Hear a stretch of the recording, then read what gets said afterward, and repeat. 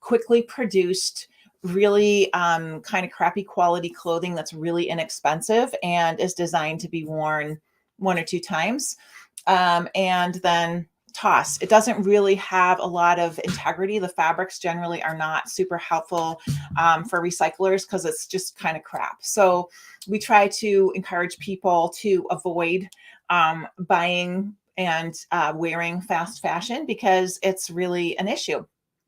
And as a matter of fact, I am hosting a summit coming up here pretty quick. That's called the Rags to Riches Textile Upcycling Summit.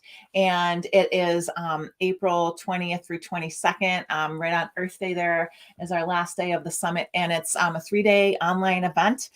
And I have been like interviewing and meeting and chatting with so many amazing people across the, every kind of corner. Well, probably not every corner because there's always new corners to discover when it comes to any industry, right? But I interviewed Maxine Bedeau yesterday, and she is amazing. She wrote a really great book, and I wish I had my copy handy where I could show it to you. It's called Unraveled, and it's a life cycle of a garment.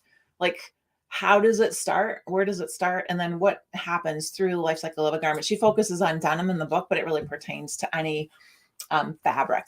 Does anybody even questions about fast fashion and like what is that something that I think a lot of my audience are probably pretty familiar with the term? Is this the first time anybody's heard that term? And it's not, shaming is not productive. Like, I am not here to shame anybody. I'm just here to help people understand the impact of their choices, right? So speaking of the summit, there's a couple things I wanted to share with you. And we talked a little bit over the last few weeks about marketing and about really helping people build super sustainable textile upcycling businesses, which is oddly enough where I find myself most needed right now. It's like people come to me really with this impassioned desire to have a business of their own, to turn textile waste into something cool and something that's really useful to others. So is anybody out there listening that would be in that category of people? Are there, I like to call people who make things out of textile waste, textile alchemists. And the word alchemist has become kind of a buzzword, right? Like there's a lot of alchemists out there. Oh, good morning. Dina just ordered Maxine's book yesterday. I'll tell you, I have read the book twice, cover to cover. I couldn't put it down the first time I read it.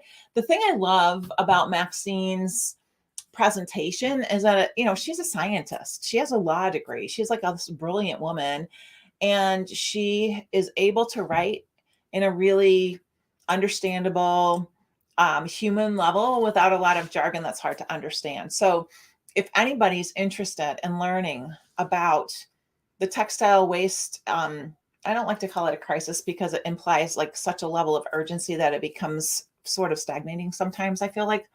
But it's certainly an issue. And the cool thing is that we all have the power to do something about it. So handmade, recycled, thrifted clothing is really the way to go. And there are sustainable brands out there that are producing new clothing. But I think the thing that we kind of fall into when we start thinking about like sustainable brands producing clothing is that we all have enough clothing. We really do. I was in Maxine's book. There's a statistic, and I'm probably not going to get it really right, but they produce enough fabric in China in 1 year to wrap around the earth, like yardage wise, to wrap around the earth like thousands of times. Like, that means that we all have enough clothing, actually.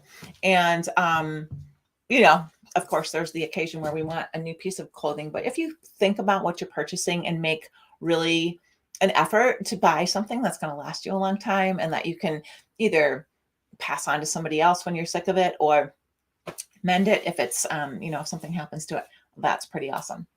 So for anybody who's just joining, welcome, welcome. I see there's a lot of people on today. Thank you so much for spending your Tuesday mornings with me. Every Tuesday, just about 20 minutes, I spend chatting with people about textile alchemy. And that means like things we can all do, things each of us can do to have a positive impact on the environment and being more mindful about what we consume for textiles. That's like clothing, home goods, any kind of fabric, right? So I was talking about the Textile Upcycling Summit that I'm running. It's called Rags to Riches. You can learn more about it on my website, and I will, if you're on Instagram, you can go right to that like bio, you know how they have the link tree thing there. I'm just going to pop my website into the comments on the other platforms that I'm streaming on right now. So anybody who's interested can go there and learn more. And we have gotten amazing sponsors. Okay. Like this is the first time I've done a summit ever. Like I used to produce craft fairs that were in a commercial property that my husband and I owned a few years ago, which was a lot of fun. And it's sort of a similar mindset of like collecting all these amazing people from across the world to come together and present as a group in a sort of community setting. It's different because it's obviously not live, but people have come forward and offered sponsorships for the summit, which has been awesome. And one of our sponsors is called Stansom, and they're Valerie. If you guys listen a lot, my girlfriend Valerie's on right now, and I love Valerie. And Valerie, I am sending you so much love. This week is a tough week for her, and I know it is. And I'm sending you love, and you're awesome.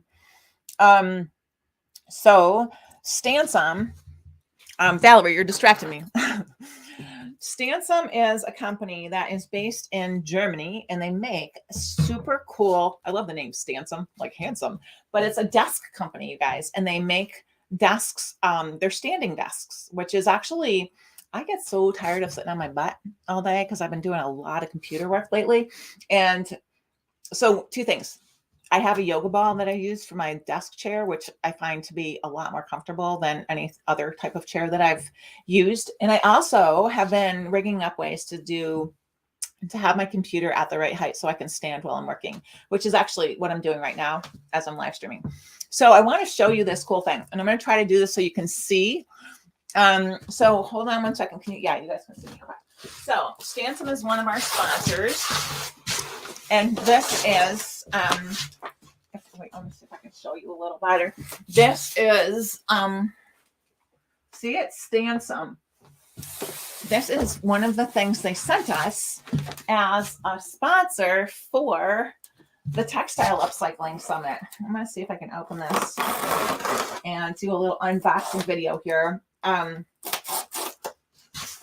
don't really have the proper tool, but I think it's going to work. So not only is it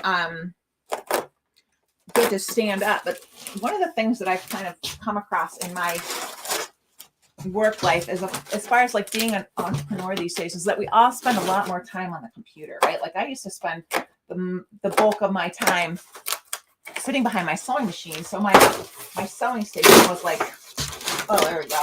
Was kind of like the priority of making that like comfortable and ergonomic.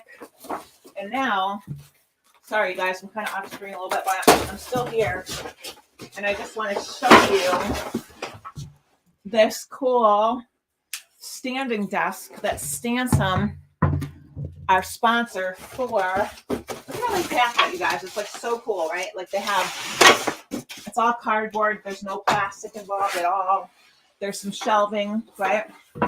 Whoa, sorry, things are falling. And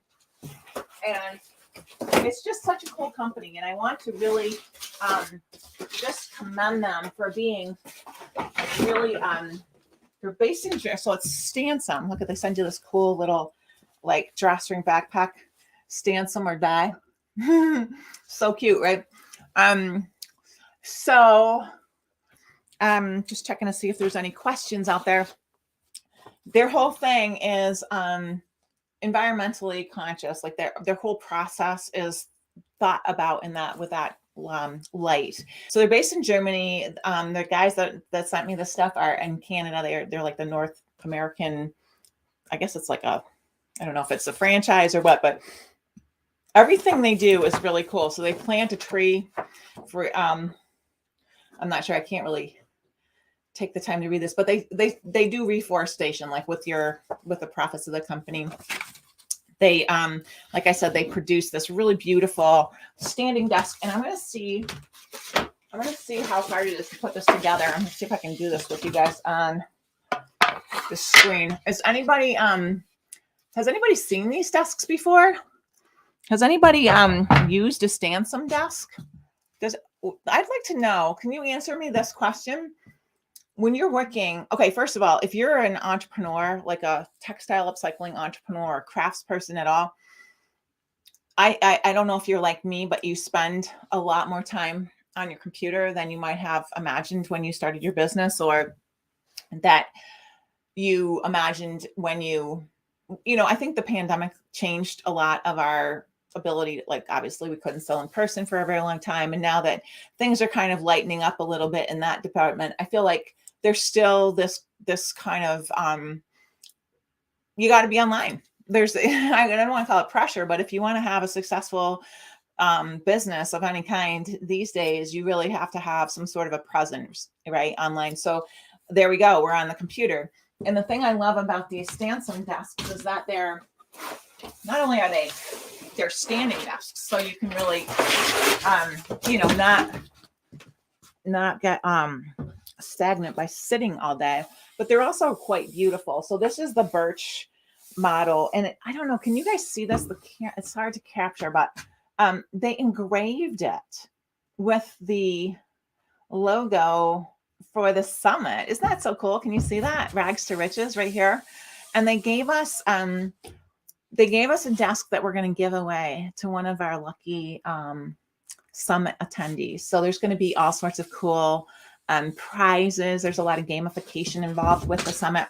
So when they offered the additional desk, so we'll have these on our set. So you'll see them like within the set of the summit. And then we'll also have one to give away when there's going to be all sorts of like games and scavenger hunts and that sort of stuff. So really, really cool company.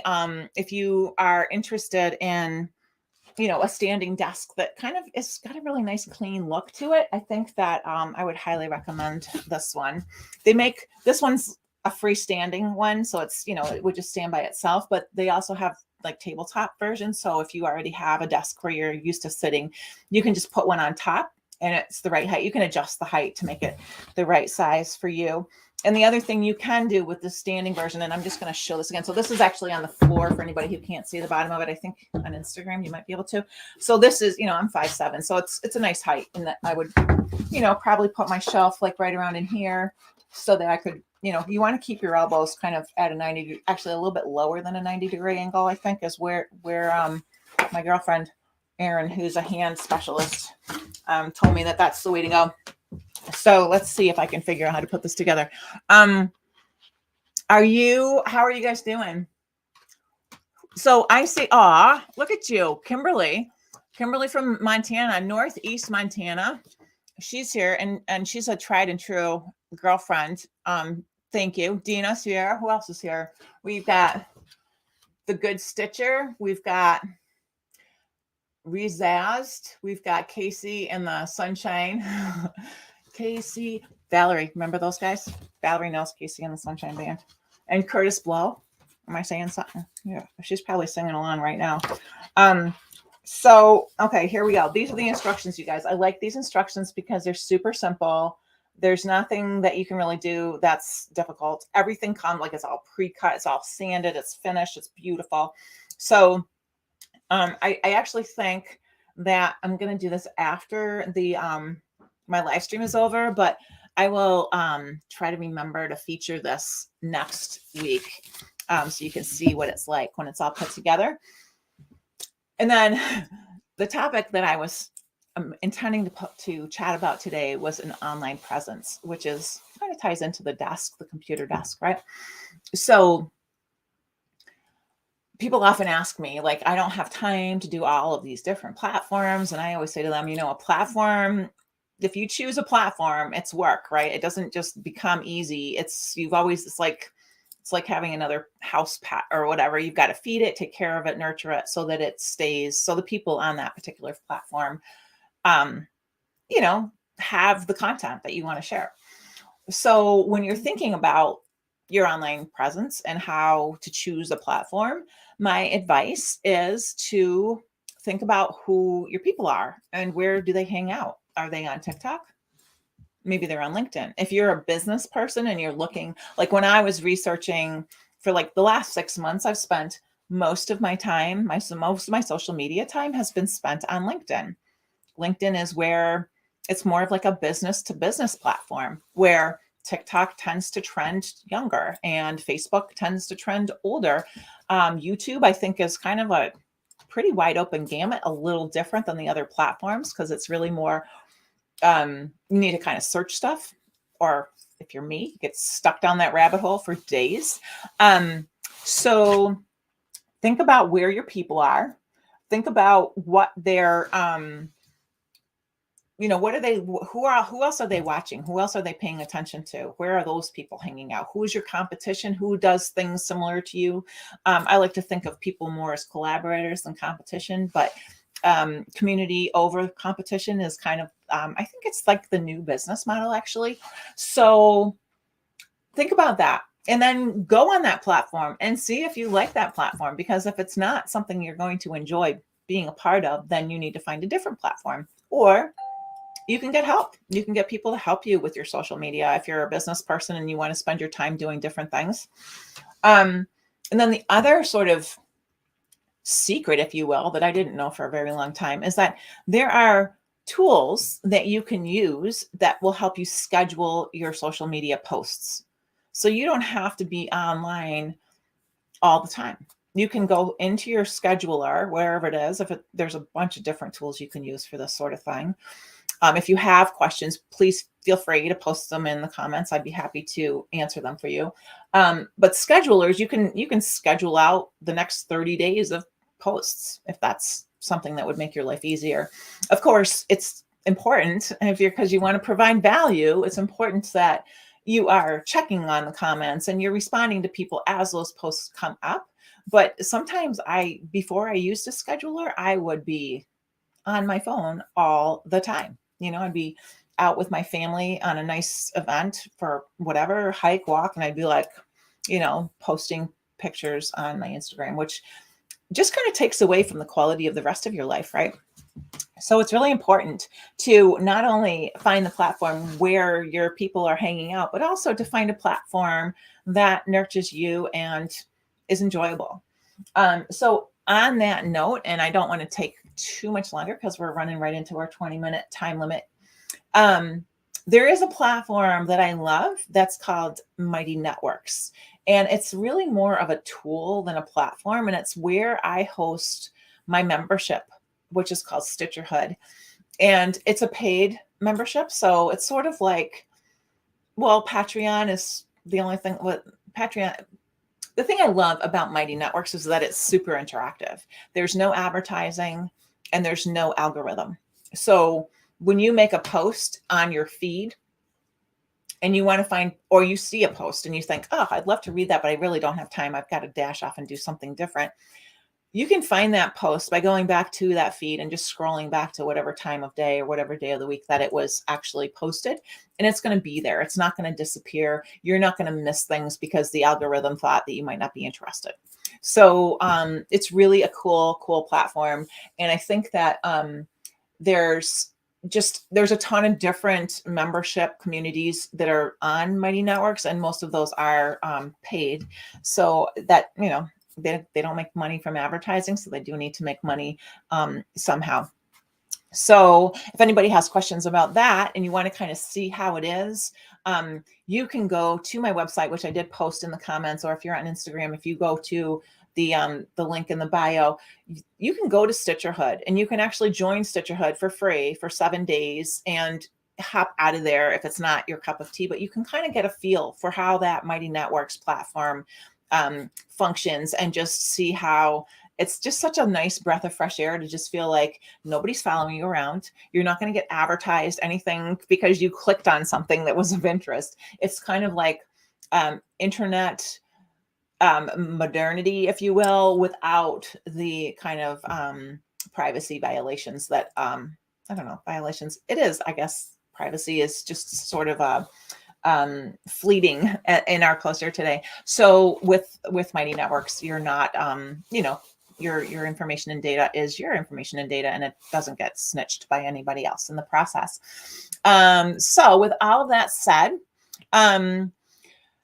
if anybody has questions, about online presence, about Stansome, our awesome sponsor for the Rags to Riches Textile Upcycling Summit. I'll be posting more about them in a blog post coming up. And we have a whole slew of sponsors. If you're interested in attending the summit, information is right on my website. If you're interested in sponsoring the summit, there's still time. We can get you in there. Tickets go on sale the 1st, which is Friday. So next Tuesday, it will be, people can open their, you know, they can go in there and actually you can get a ticket. And when you purchase your ticket, one of the bonuses that we're offering is a 60-day free membership in Stitcherhood. So you can get a real firsthand kind of idea of how that platform works. There's an amazing group of people in our community that are just super supportive. You know, you got to be kind, you got to be nice, you got to be, you know, respectful and creative and have fun. That's, you know, that's what it's all about. So if you have, you know, if you're interested in that, if you're interested in learning how to kind of up level your textile upcycling, the summit is really going to help with that. We've got presenters from all over the world, and we're super excited to share their awesome with you. So with that, I hope you all have a really great day, and I'll see you next Tuesday. Take good care.